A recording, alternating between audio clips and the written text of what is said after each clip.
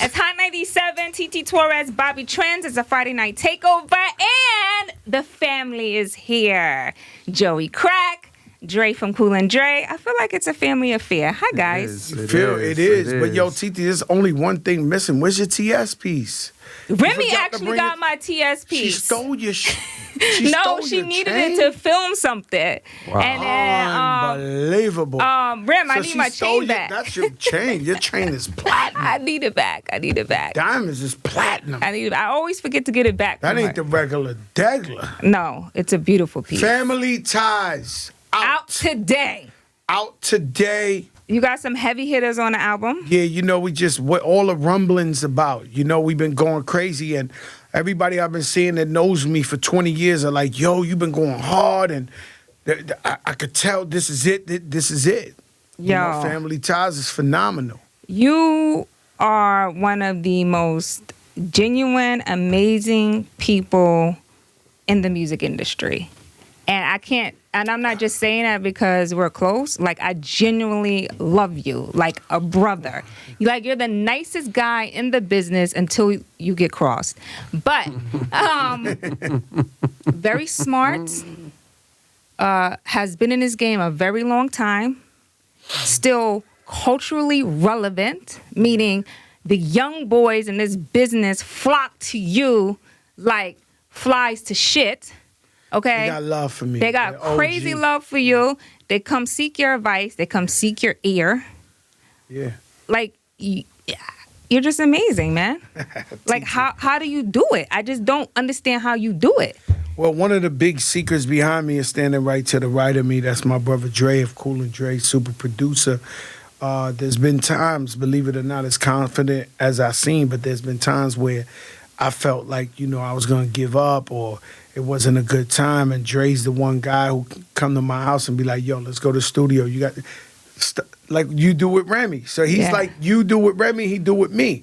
So he'd be like, yo, you got to come to the studio, stop playing, let's go, let's record, we're going to be good. And then all the way up will come or get it popping or, you know, what's love. So he been with me since 2002. Yeah, that's a long time. Yeah. That's a long time. That loyalty, man, is something that you can't teach people. Now, it's got to be in you from jump, but I think Joe Crack's always been good at reading people the minute they come in the room. You know what I'm saying? So if anything ever goes left, you know what I'm saying? And it always goes left with somebody in your life. You know what I'm saying? That's why Day One's featuring Bank on Family Ties. Make sure you check that out. We speak on that. You know what I'm saying? Joe Crack is just a guy that knows. He knows how to read the room. And besides just talent, he doesn't look for somebody that's just dope. He looks for somebody that's dope and a stand-up person at the same time. Yeah. You know what I'm saying? They have to have that special You got to be ready. You got to be ready to walk away from things no matter how good it may make you feel. When Joe feels like, nah, that ain't it, you got to trust him. You know what I'm saying? And that's been very, very, very, very beneficial in Cool and Dre's career for a fact. So, you know, I've been calling Dre a lot lately. Like, I know. A lot. No, he thinks you're his friend. That's my friend. Burning his ear on music.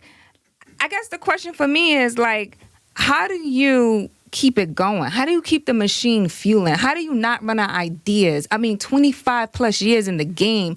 You had The Dark Side, which is one of my favorite albums. You saw me post that, right? Nah, and Jealous Ones. No, that one of my... See, Jealous Still Envies. But Yeah. Dark Side, we went hard. Yes. We ain't getting no appreciation for Dark Side. Dark Side is a classic. And it was the answer for New York artists. It was the blueprint for New York artists to make hit records and be relevant everywhere, and it just went by like unnoticed to me. You know what I mean? That was something that should have really blew, and it was ahead of its time. It was so ahead of its time. And every time I listen to Dark Side, it feels like it could come out today. Yep. It could have came out today. It could have came out today. The valuable lesson we learned from Dark Side that we've been applying ever since is like, all right, we can make the greatest music in the world, but we gotta make sure we throw a hit up on there as well. That way motherfuckers know that it's out there. You know what I'm saying? And it's not easy to make hits, trust me. So, you know what I'm saying? That's the one lesson we took from Dark Side. Yo, from now on, we're going to always make sure we make amazing music, and that shit is hitting hard. Yo, but let's make sure we make at least 1 or 2 hits. But how do you That way make a motherfuckers hit? know. Because people know the thing about you guys that make y'all so relevant, right? Is that Joe can always get a hit. Well, I'm gonna tell you why. Because I think like you. And so when I was on Atlantic Records, I never had a luxury. Craig Cameron sat me down, and the one good thing he told me was, he was like, look, you ain't got a big budget. You ain't Beyonce or no big artist. You getting 1 single and you getting 1 video. Wow. And if it hits, then you'll get another one. So I trained myself like a radio programmer. I trained myself to know what's a hit, what's gonna play on the radio all the time. And even when you hear us do street records that we know are just straight street records, it sounds like a hit, like a street hit, like My Lifestyle's a street hit. Like, that I just trained my ears, to make hits. Right. From being on the road from time and time again. Man, let me tell you, I used to be scared to fly, and the greatest blessing in that was I went around this country maybe 50 times on a tour bus, and all I did was listen to radio. So I used to look out the window in South Carolina or Chattanooga on a Sunday, the Bible Belt, and see what records radio would play while the kids were skipping to my loo. Same thing with Arizona or New Mexico. You know what I mean? When I make a hit, I tell them, this is DJ Danny, WKRP New Mexico. This is new, Fat Joe Dre, Bryson Tiller, and Jeremiah off the Family Ties album. All right, so we got to talk about the dark times, right? When you guys feel like the music isn't coming out the way that you want it to come out. How do you get past that? Have you ever had those moments? I'm sure when the guy came into the studio, stop me if you want to stop me. I start going into first of all, there's been times in my career where I've been cold and there's been times I've been really, really hot. But I've always stayed consistent. Oh, and I've so always key. showed up in that studio. And no matter what, I sit on that couch, they play beats, and I write songs every night, I write hooks, I do whatever. It'd be young cats walking in there like, what is this dude even doing in the studio? Like, Are people still surprised to see you in the studio writing? well, there's been young kids to walk into the studio and look at me like, what the hell is he still doing in the studio? And I just read it in their face, and I'm just, yeah, all right. So I keep working, minding my business. But there was one time where one guy came to the studio. He rented the studio because Cool and Dre got a big studio. He had like rainbow hair.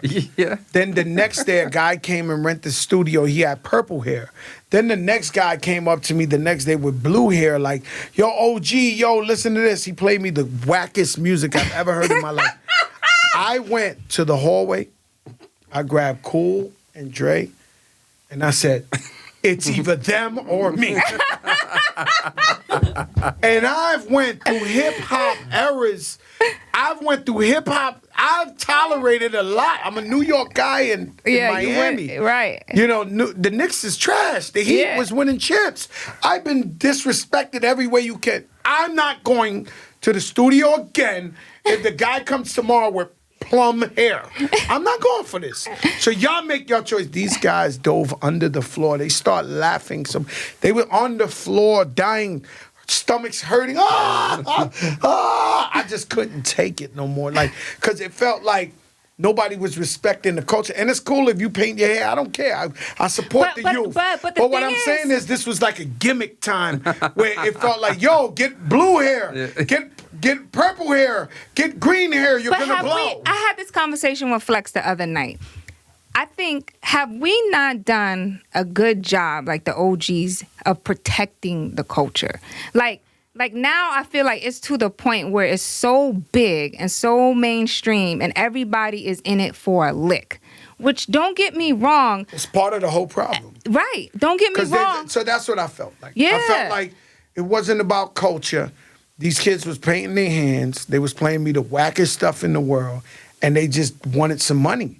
And they just want to catch a lick. What happened to the culture? But that's what I'm saying. What happened to Public Enemy? What happened to Tupac Shakur? But what happened? Can we protect it? Like like people when we talk We gotta like this. continue to spread the knowledge. But when we talk like this, you out of touch, you this, you that. But it's right now is everybody's a free for We know all. all about Rowdy Rich. We know all about Young and May. We know all about the young boys this rocking, and we salute all the young boys. We know about the guy who got the Roxanne record. We know I know everything that's going on in America. Yeah. And I salute them, and I love that a little kid is making music and he ain't sticking up my mom's. Right.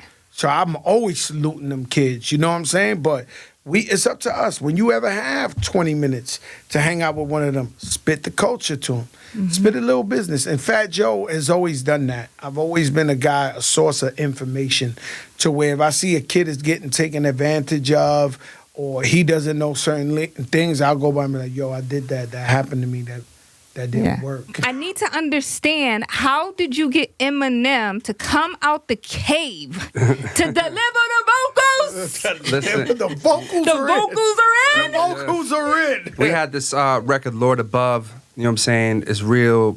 It's a soul sample flip. This is just amazing. And through the whole process of Family Ties, Joe was just pushing me and Cool like, yo, this is dope.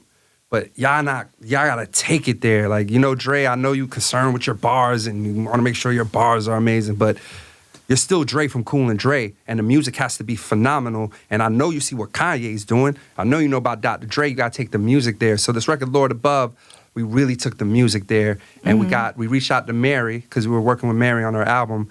And we got, Joe got Mary to do this amazing hook for us. My wife got married. Because they're friends. You know what I'm saying? They're best friends. So, Mary blessed us. Well, Mary told my wife behind my back, she said, Joey gonna try to throw that record like last, or he gonna try to put me in a regular record. Before she heard it. Wow. Joey gonna try to throw me in a regular record. I was like, okay, Mary, watch what I'm gonna do. Wow. So we had the joint, and we had an open verse. And, through this whole process, I've been telling Joe Crack, I've been like throwing feature ideas out there and just reaching for the stars. You know what I'm saying? So I was like, yo, Eminem would sound crazy. And Joe was like, Eminem? Like, yo, Dre, you keep throwing these names at me. People crazy. They want me to go get them? So You trying to go physically get them? Go to Detroit? So at this point, Joe was just already like fed up with me and my I feature know ideas. Cash Doll, but I don't know. So Joe was like, you go get him. Like, you know what I'm Wow. saying? I was like, all right, listen, I know a way to get to him, but you're going to have to close the deal. And Joe was like, all right, you got my permission to use my name. Like, you know what I'm saying? Because I'm not just saying doing it for me. You got to do it for Joe Crack. Yeah. So I called our brother Royce the 5'9". We worked with him on his last album, did a dope record with him and J. Cole, Bob Boat, and we had One a of the bond. best rappers on earth. Yeah. And he loves Fat Joe, and I ran the idea, and he was like, yo, just send me the record. When I sent it to him, he hit me back 3 days later. He's like, yo, let me get Joe's number.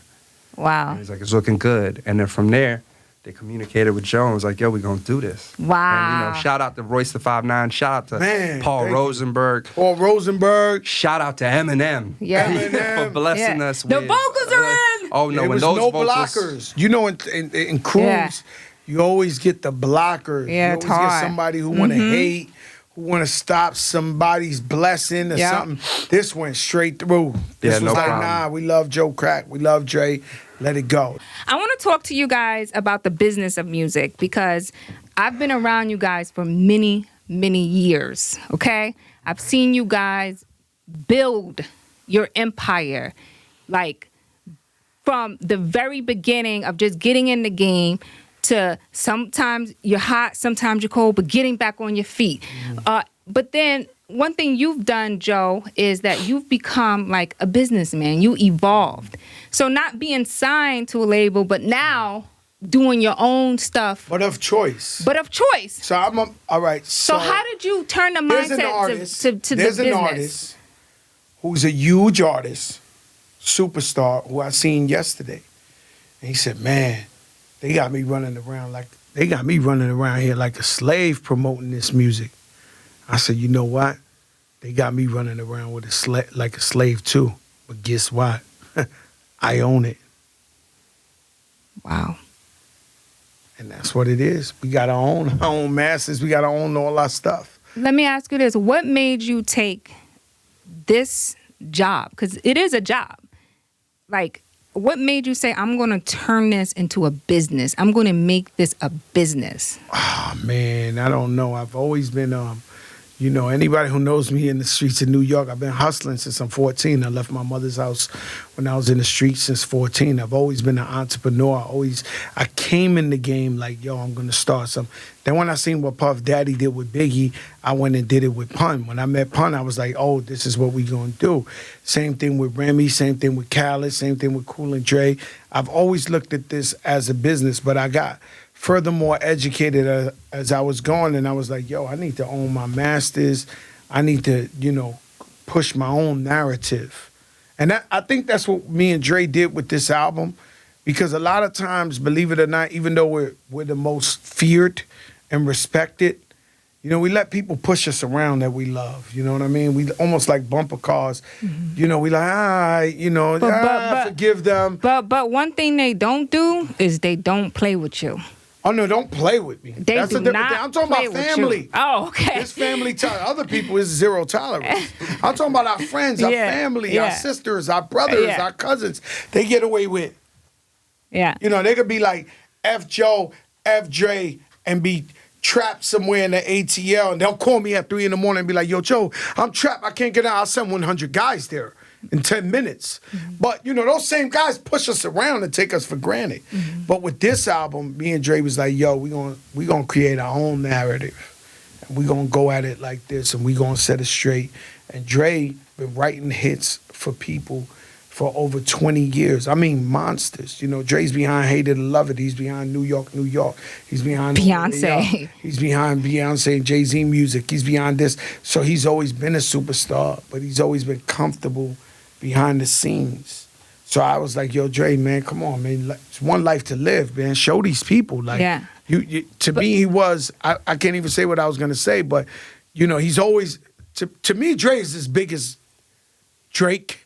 Mm-hmm. He's as big as every other big, huge artist like that. Mm-hmm. You know what I'm saying? It's just a matter of him getting that shine so people could realize, like, whoa, this dude's incredible. But not only that, Dre, what you did with the studio, you built your own studio. Like, you turned that into a business. You didn't just go rent studio time. You made it, this is mine. I'm going to control the money flow in here. Now, it's important. You know what I'm saying? Joe's been inspiring me. He opened up 2 Up NYCs. Right. I was going to talk about your sneaker store. So now you got 2 sneaker stores you own, Joe. Mm-hmm.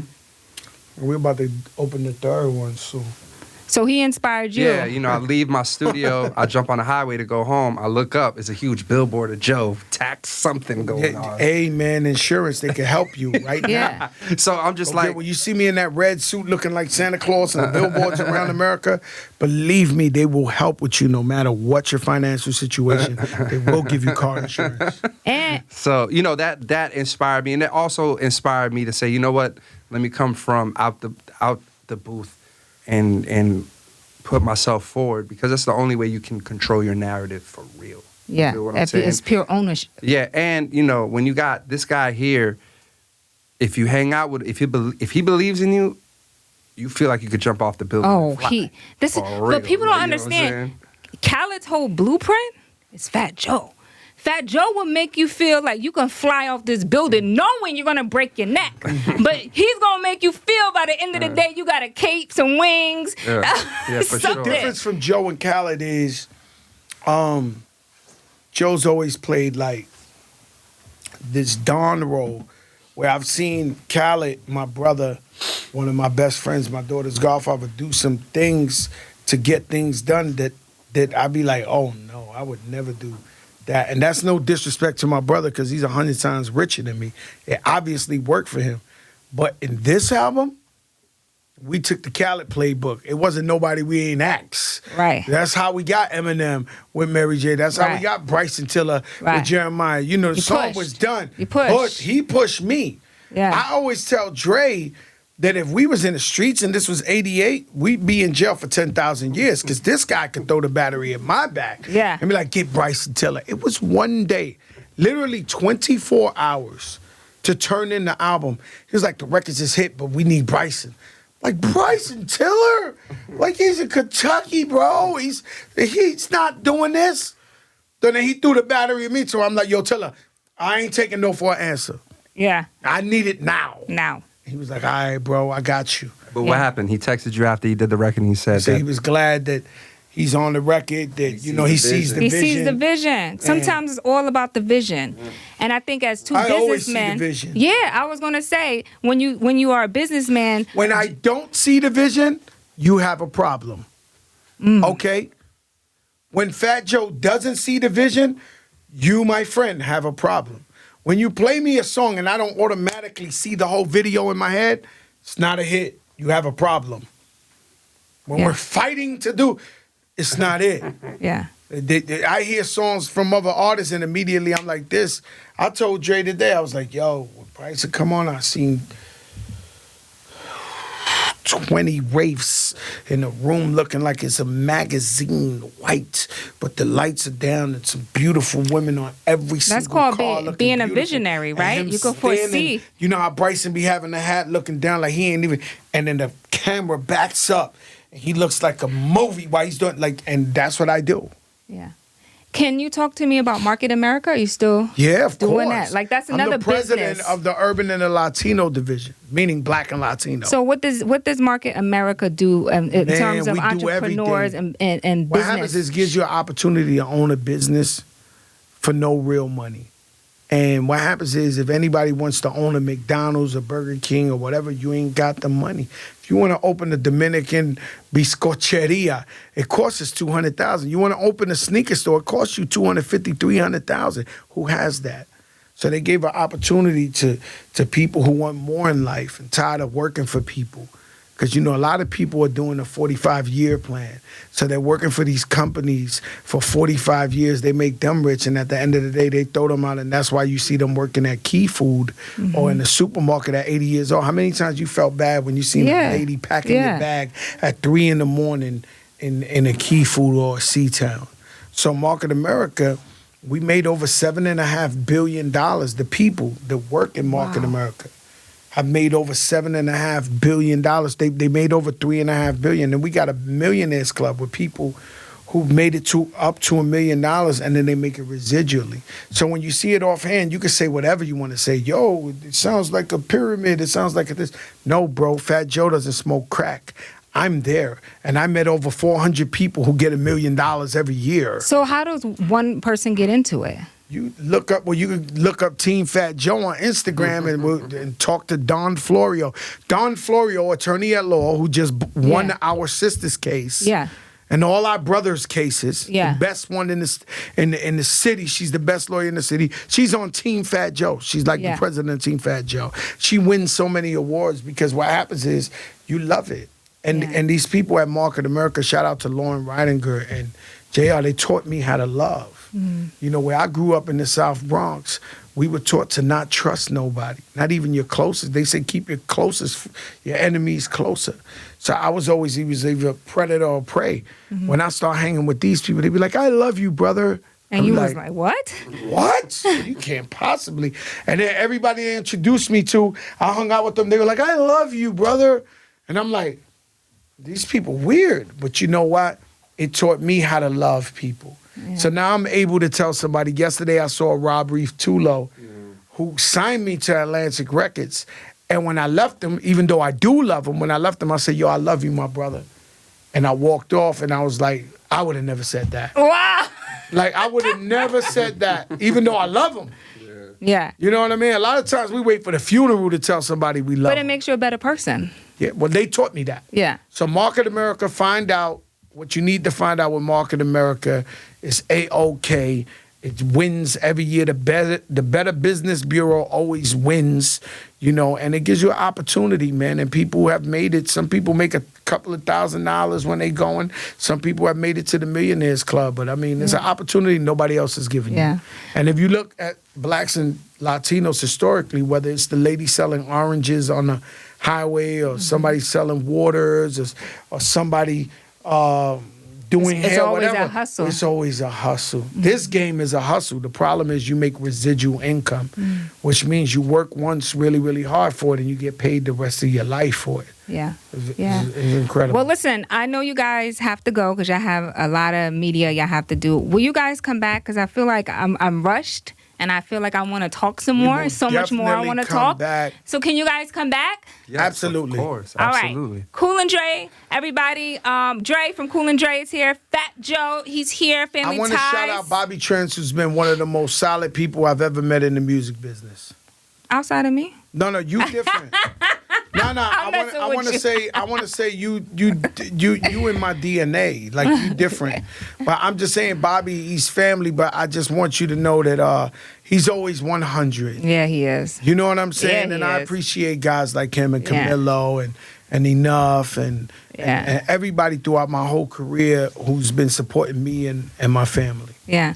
Well, we love you. And Dre, keep cooking up them hits. Nah, we never stopping. Okay. All the stopping. Spanish mommies, we did Spanish radio yesterday. It was like, Alto Dre. No, Dre's a cutie. Dre's a cutie. Yo, I never forget one year I went to Puff's party. He had a New Year's Eve party, and Dre had on the Versace. He whipped through the doors like a Calvin Klein model with the right. chest out and the chain showing. That's right. I was like, God damn, who is that? And Yes. it was Dre. But then he had a mommy on his hand right behind him and blew the whole high. I was like, damn. That's mucho alto, Dre. Damn, he blew the whole high, but Family not Dre. ties. Dre is Family cute though. ties. Dre is cute. Dre is cute. All right, everybody, Family Ties out right now. It's Hot 97.